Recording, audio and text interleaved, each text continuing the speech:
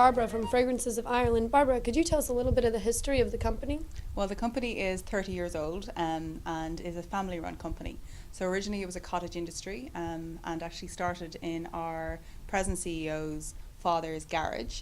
And himself and his brother-in-law started with the idea that it would be great to create a fragrance that would be a really nice gift for people to bring home. No idea why they chose that of all things, because it wasn't a particularly easy product to produce.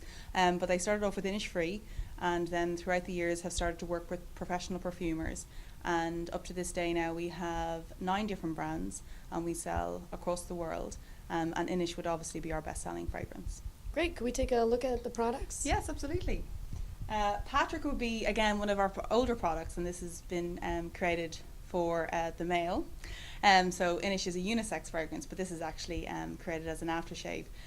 What's quite interesting about it is that we took the idea of the travels of St. Patrick across Ireland. So it's a very green fragrance. What people generally say is that it smells like a man should.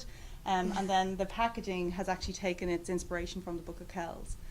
So it's got a vellum feel to it and has taken the iconography from the Book of Kells also. So it's a really popular fragrance, and obviously anyone whose name's Patrick should always have a bottle. What ingredients go into the fragrances? Well, most fragrances would have a blend of about 150 to 160 actual ingredients, but the way we divide fragrances in perfume is you divide it by notes. So the top burst of the fragrance is known as the head note. So that's the first burst of fragrance that you get. And you know when you wear a fragrance, after a couple of minutes it changes and Right. it smells a little bit different. So that's the middle note, or the body of the fragrance. And then after a couple of hours it's dried down, and that's the soul of the fragrance, and that would be the base note. So in each of those you will have different fragrances. With Inish it's lemon and neroli is that top burst that you get.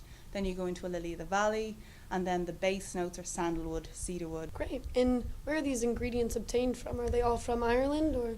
All over the place, all over the place. With Innisfree, for example, we actually distill our own lavender oil, and that's used as part of it. As much as possible, we try and use Irish fragrances, but obviously we don't want to stunt the productivity or the creativity of the perfumer. We want to create a moment. With Inish, it was a day by the beach.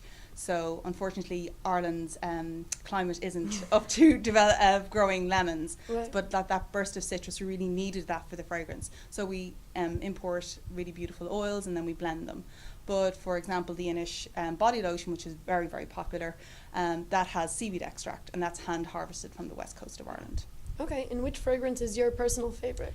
My personal fragrance, it depends on the day. I love Inish because it's really fresh, and you know, on a day where you don't really want to get out of bed, then it really makes you feel like you've got a day to the beach to look forward to. But then when I'm going out, I like to wear something a little bit sweeter, more feminine.